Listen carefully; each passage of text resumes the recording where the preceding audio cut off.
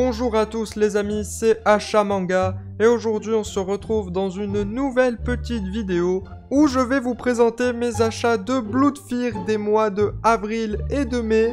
Donc vous allez voir que j'ai acheté pas mal de Blood Fear durant ces mois-ci. Bon, je vais les poser juste là parce qu'ils prennent un peu de place. Du coup la vidéo risque d'être assez longue, donc on est parti tout de suite après le générique. Bonne vidéo à tous.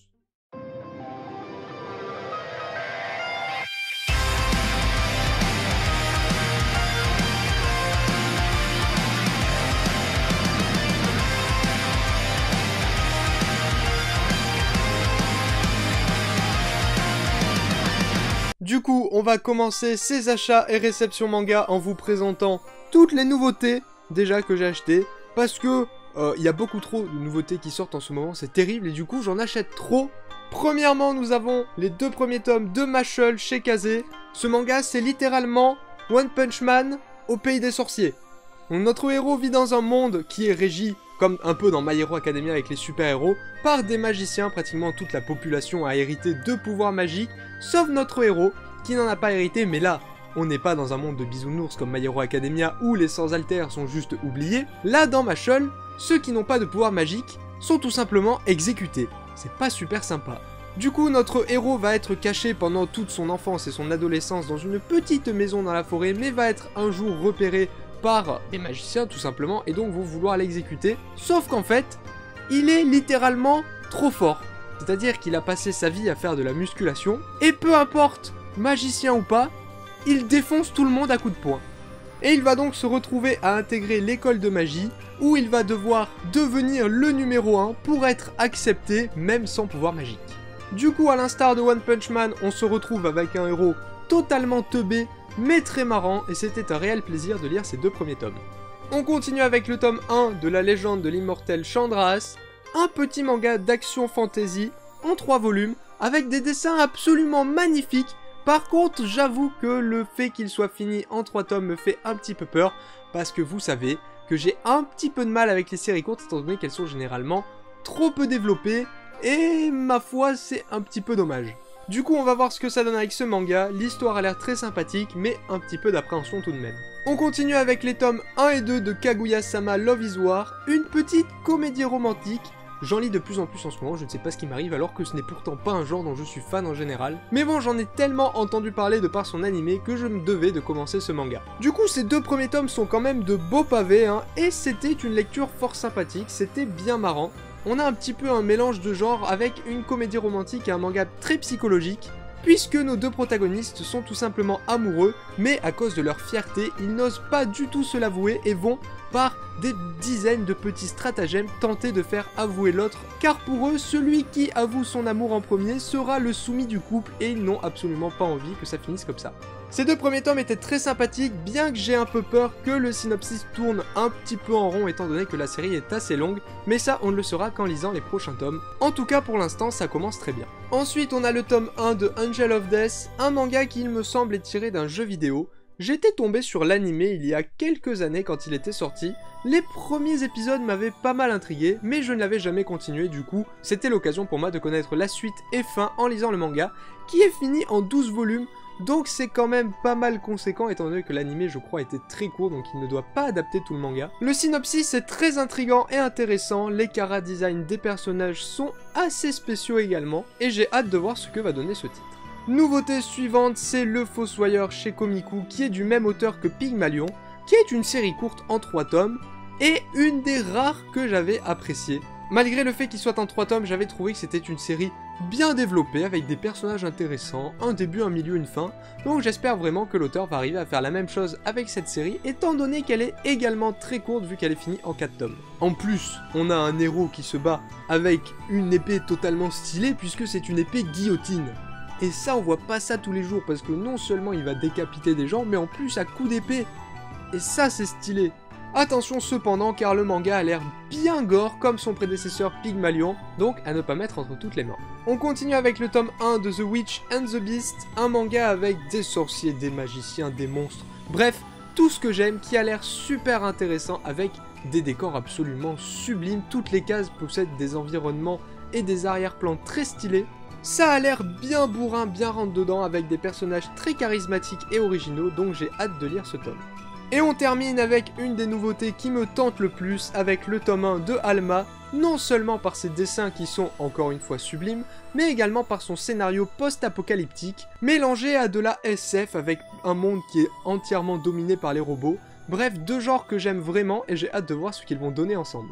On continue cette fois-ci avec les suites de séries et on commence avec le tome 17 de The Rising of the Shield Hero. On continue avec ce tome, le troisième arc, qui a commencé il y a 2-3 tomes il me semble. L'arc 1 était hyper sympa, l'arc 2 était hyper moyen, et l'arc 3 commence à être pas mal sympathique. Ça fait plaisir de voir que l'auteur arrive à se renouveler et à remonter la pente parce que j'avoue que j'ai failli décrocher avec le deuxième arc qui était très peu intéressant. Mais on a beaucoup plus d'enjeux et de renouveau avec celui-ci, donc encore une fois, il me tarde de voir la suite.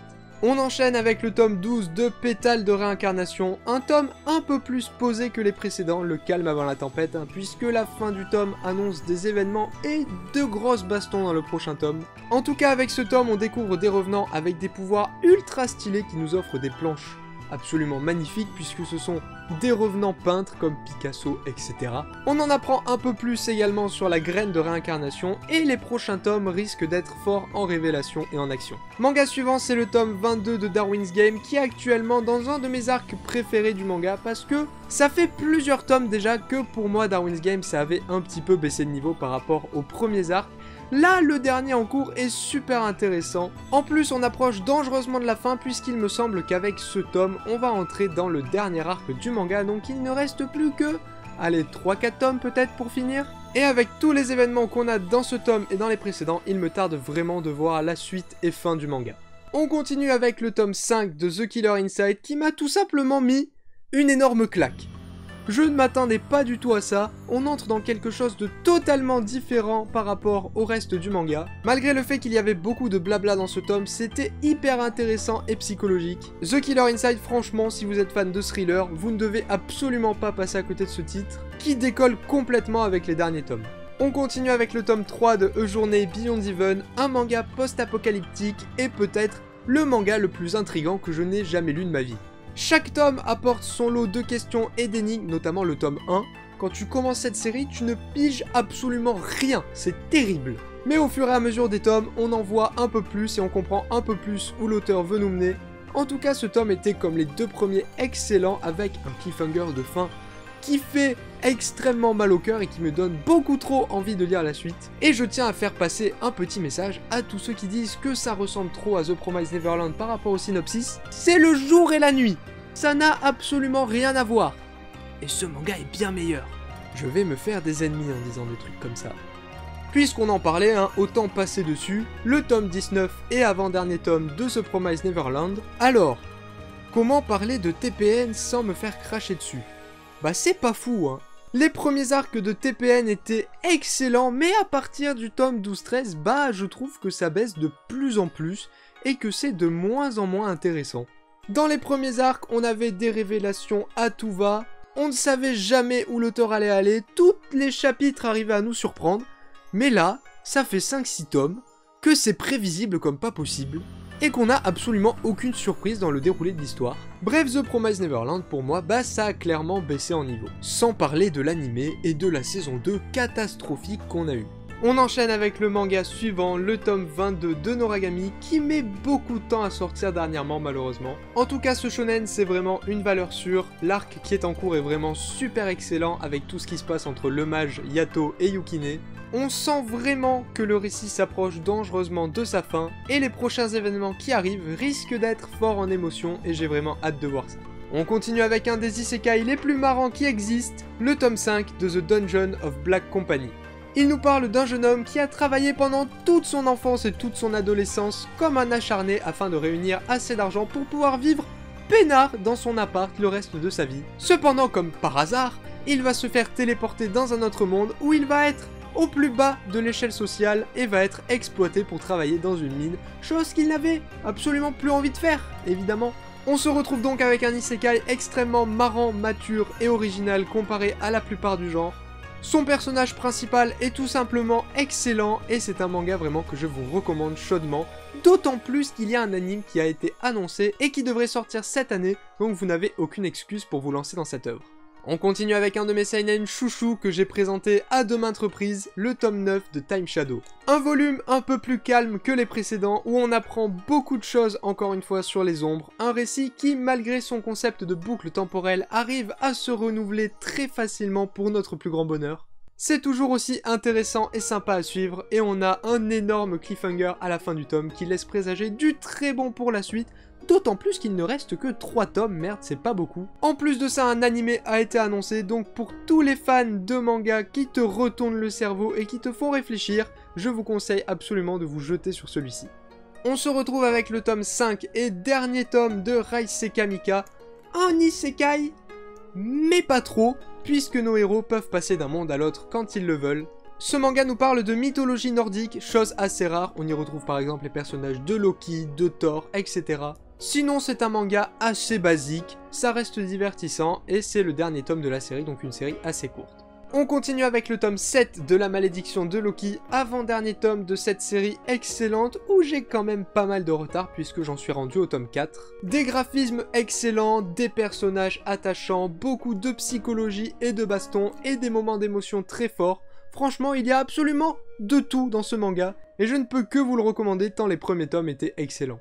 Manga suivant, un isekai assez basique, le tome 3 de Goodbye Dragon Life, où un dragon va tout simplement se réincarner en humain, mais toujours dans un monde de fantasy. On se retrouve donc avec un protagoniste complètement cheaté avec des pouvoirs démesurés, comme dans beaucoup de mangas du genre, et qui va affronter des centaines de monstres, le roi démon, tout ça, c'est du classique, mais c'est divertissant pour tous les fans d'isekai.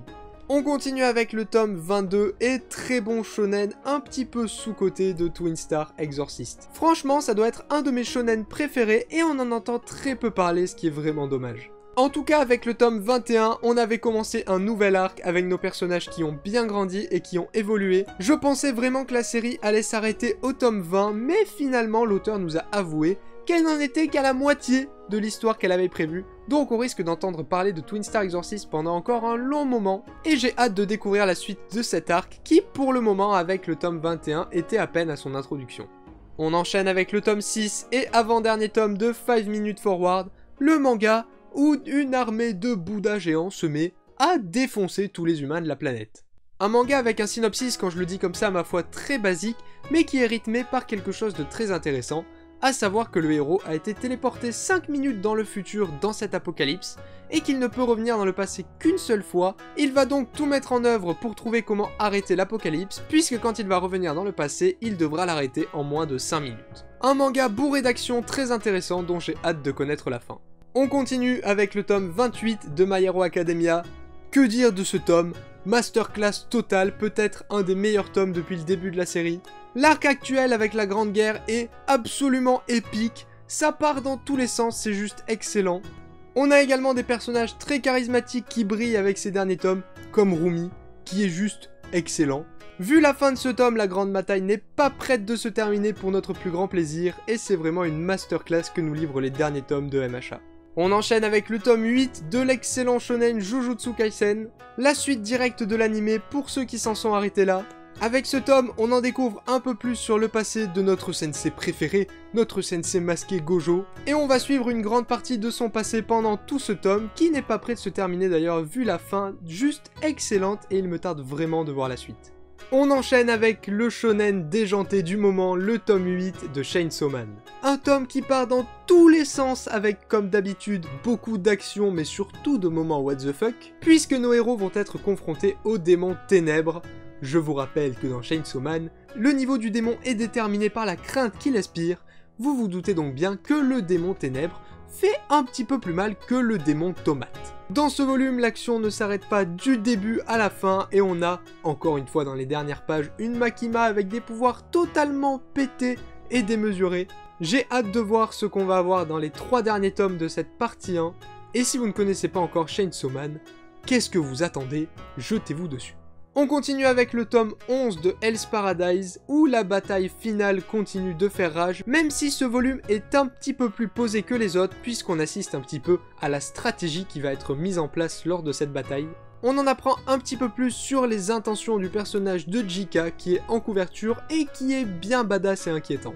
Pas mal de révélations également à la fin du tome, qui laissent présager beaucoup d'actions pour les suivants, puisqu'il ne reste plus que 2 tomes avant la fin de la série. On continue avec le tome 2 de la nouveauté Demon Slave de l'auteur de Akamega Kill que j'avais adoré. Pour l'instant, le manga suit un déroulé assez classique par rapport au shonen du genre. On a par exemple un petit tournoi qui débute avec ce tome 2. Les dessins sont toujours aussi magnifiques et les pouvoirs de nos personnages sont très bien trouvés et originaux. On a par exemple avec ce tome, un personnage qui a le pouvoir de revenir 5 secondes dans le passé, ce qui est un petit peu cheaté. Et en plus, elle fait des Jojo poses quand elle le fait, du coup c'est bien rigolo. Par contre, on a encore une fois beaucoup de fanservice avec ce tome 2, encore plus qu'avec le tome 1 d'ailleurs. C'est quand même un poil abusé et j'espère que ça va un petit peu se calmer à ce niveau-là. Et on termine ces achats manga avec la comédie romantique du moment, le tome 8 de The Quintessential Quintuplet. On a dépassé la moitié de la série avec ce tome, il se passe beaucoup de choses, notamment concernant les sentiments de nos héroïnes qui continuent d'évoluer, et on a une fin de volume qui m'a bien surpris, et qui je sens va bien faire bouger les choses dans les prochains tomes. En tout cas, j'ai hâte de connaître la suite, et surtout de savoir qui c'était. On en a terminé avec les achats manga, maintenant faisons place aux réceptions avec les tomes 1 et 2 de la Ballade de Ran. C'est un petit manga médiéval fantastique édité chez Doki Doki en 2 volumes qui nous place du côté de Ram, un exécuteur qui part à la chasse aux démons. C'est une série en 2 volumes, je trouve malheureusement comme souvent que les personnages et l'intrigue sont rushés et malheureusement pas assez développés. Par contre, pour compenser le tout, on a des dessins absolument magnifiques dans tout ce qui est décor personnage, mais également le bestiaire qui est absolument sublime avec des monstres très originaux dans leur chara-design. Mention spéciale aux monstres pieuvres du début d'ailleurs. Un manga donc pas très original, mais qui reste quand même un bon divertissement pour les fans du genre. Toujours chez Doki Doki, j'ai reçu le tome 13 de Mushoku Tensei. Alors, je n'aurais jamais cru dire ça un jour, mais Mushoku Tensei, bah c'est pas ouf. Non, sans déconner, j'avais adoré les premiers tomes, on va dire. Les 10 premiers tomes, notamment les tomes 5 à 10, sont juste excellents. C'était devenu un de mes isekai, voire mon isekai préféré. C'était juste absolument excellent. Mais bah depuis l'arc qui a commencé dans le tome 11, c'est mou. Mais c'est mou.